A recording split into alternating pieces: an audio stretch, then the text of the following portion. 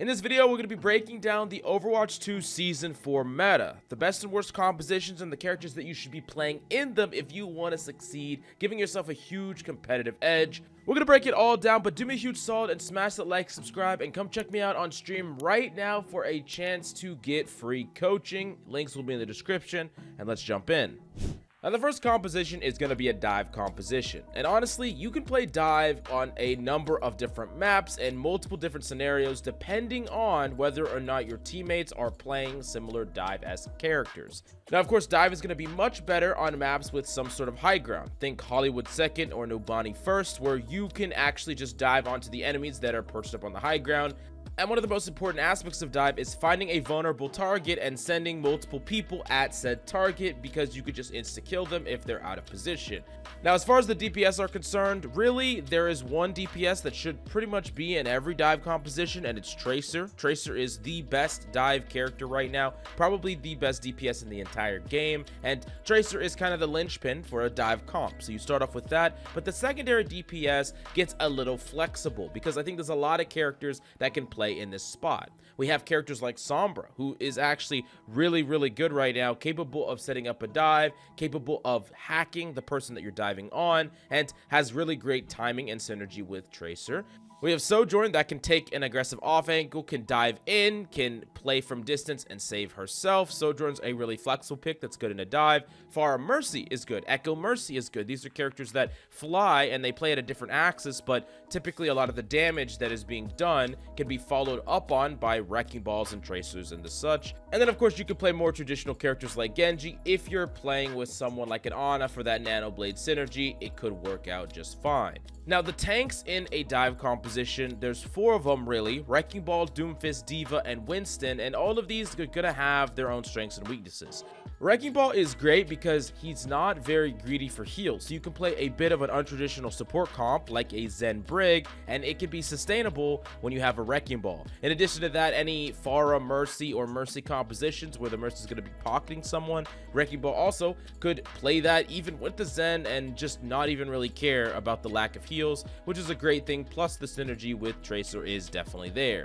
I think that Winston's the other obvious dive character where you jump in, you create that bubble, and any characters that are diving in with you get extra value from that bubble. Now, it is important that a Winston is going to be a lot more greedy for heals, and I would say characters like Kiriko or Ana to enable a Winston is a bit better. And then, of course, having a Winston that jumps in, Kiriko that teleports in with like a Trace or Genji in there is a really good recipe for just executing a dive, bubbling in, and everyone's getting value from that bubble. So it's really strong. Although I do think that Winston is a bit more linear in how far he can jump. So while you can definitely play Wrecking Ball on a long distance map like Junkertown, I think that Winston might have a bit of trouble unless you really are careful with how you stage. And what I mean by that is you're careful with where you set up before you initiate the jump. You want to make sure that your supports are within line of sight of you and your DPS are ready to go with you. Otherwise, you're going to be jumping in way by yourself and just die.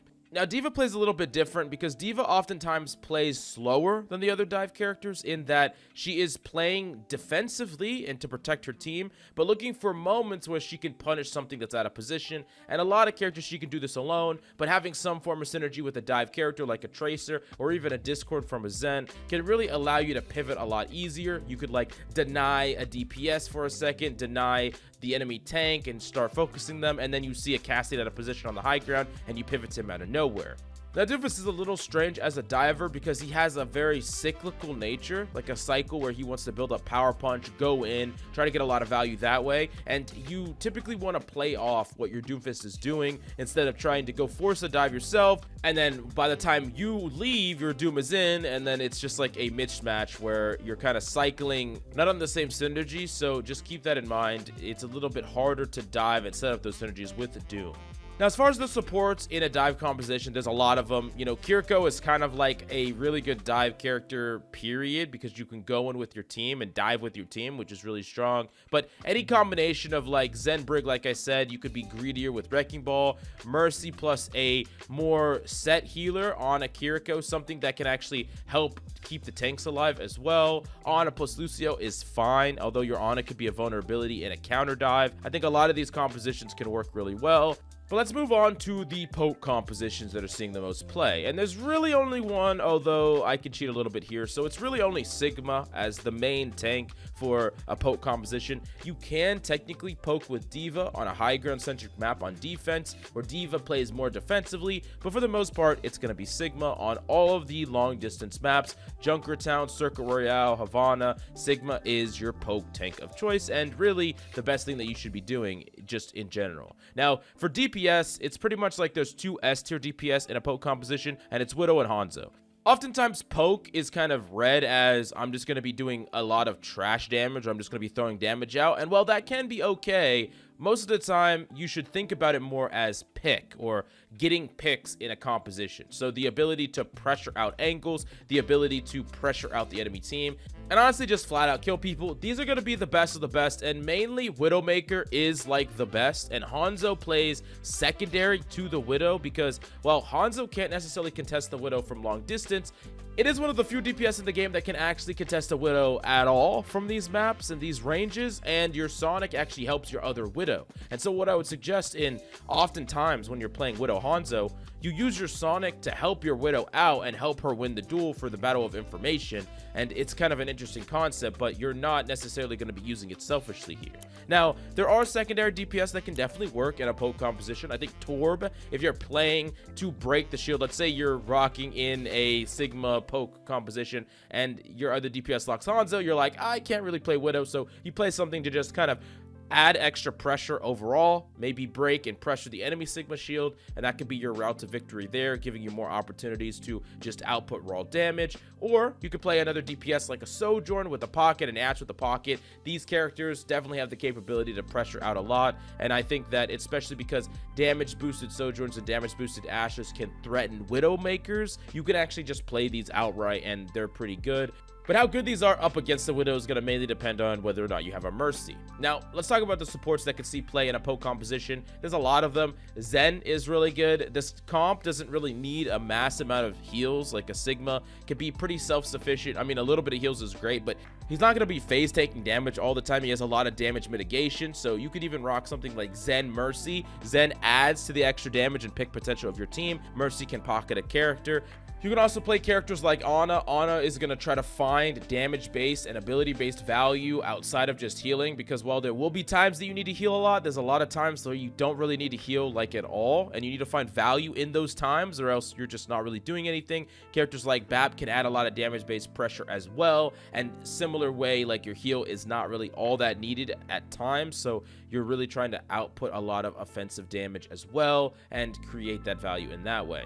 Now let's move on to the third composition on the list, which is the Brawl composition, and this is typically going to be centering around 3 tanks, Rein, Junker Queen, or Zarya, each with their own strengths and weaknesses. I think the traditional one is Rein, but of course there are going to be some situations where Rein feels a bit awkward up against characters like Wrecking Ball, for instance, or other dive characters like Doom, where these characters don't really care about you. They either avoid you or just keep booping you around and never let you play the game. It can be frustrating, but like a character like Junker Queen is amazing against Wrecking Ball. You can knife him every time he tries to roll away, you pull him back, so he has better matchups against some of the other tanks where Rein kind of lacks. And I also do think that characters like Zarya have their own strengths where they can out attrition a frontline a lot. If you're allowed to kind of stay alive and maintain high charge, you can out attrition characters like Orisa, out attrition characters like Ramatra, and just really get to force that Brawl fight, which by the way is a really close range fight where you're bursting down enemies from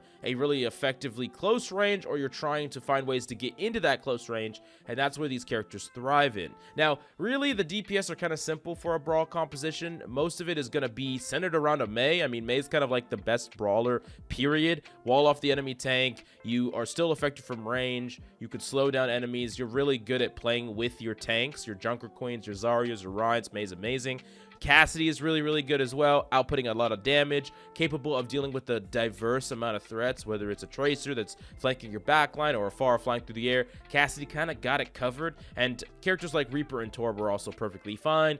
But then when we talk about supports, this is kind of where things get a little interesting, because Lucio, that speed is kind of amazing and it's pretty much needed for a lot of Brawl compositions. Although in ranked, there's some room to kind of cheat a little bit because enemies don't position well enough away from you. Like, let's say the Poke versus Brawl matchup, a Poke is supposed to keep distancing themselves, but in ranked, you'll find mistakes where they don't distance themselves far enough. And you could easily punish that, so speed is not as needed or as utilized in ranked as opposed to like a scrim or pro play. Lucio, still fantastic though in a Brawl composition. Just being able to speed a Rhine into position or a Zara into position is amazing.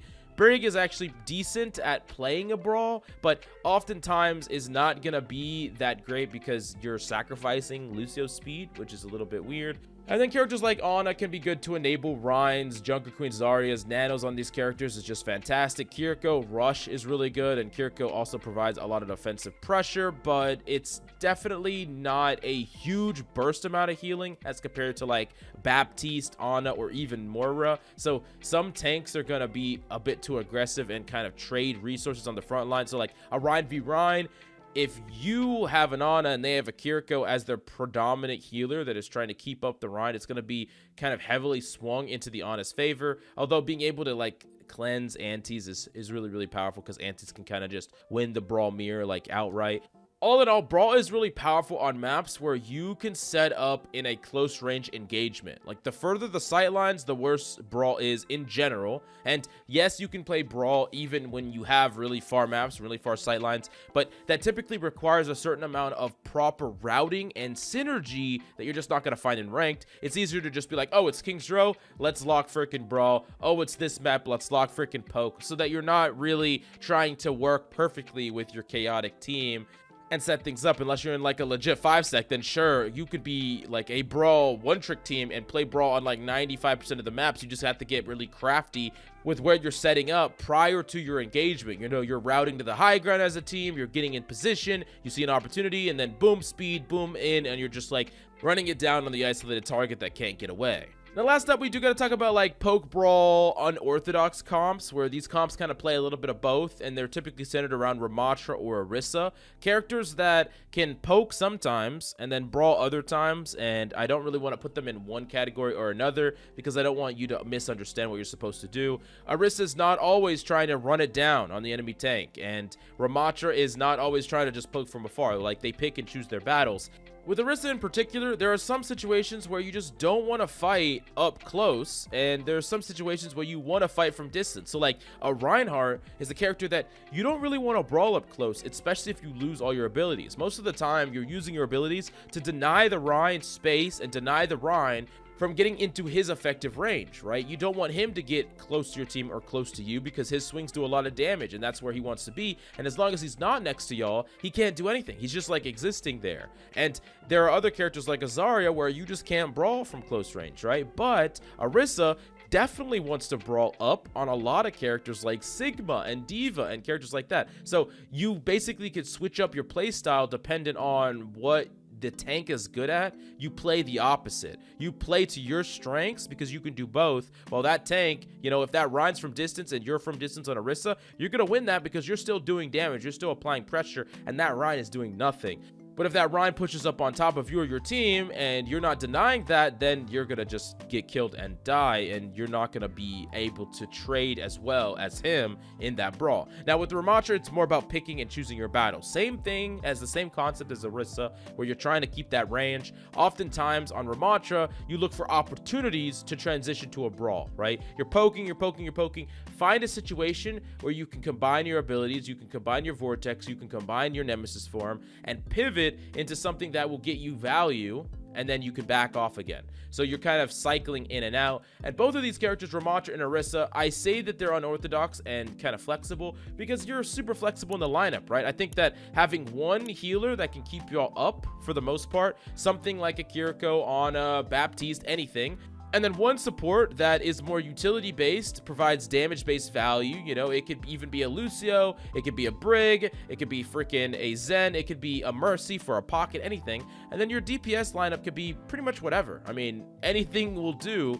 The idea behind these tanks is that they are flexible, so inherently they can play with just about anything. You have a weird freaking composition. These tanks are the most likely to work when you're not given something that fits into the boxes of dive, poke, or brawl. But anyways, if you have any questions about the strengths and weaknesses of these compositions, definitely let me know in the comments down below. Let me know what composition you like to play the most, and smash the like, subscribe, and I'll see you next time.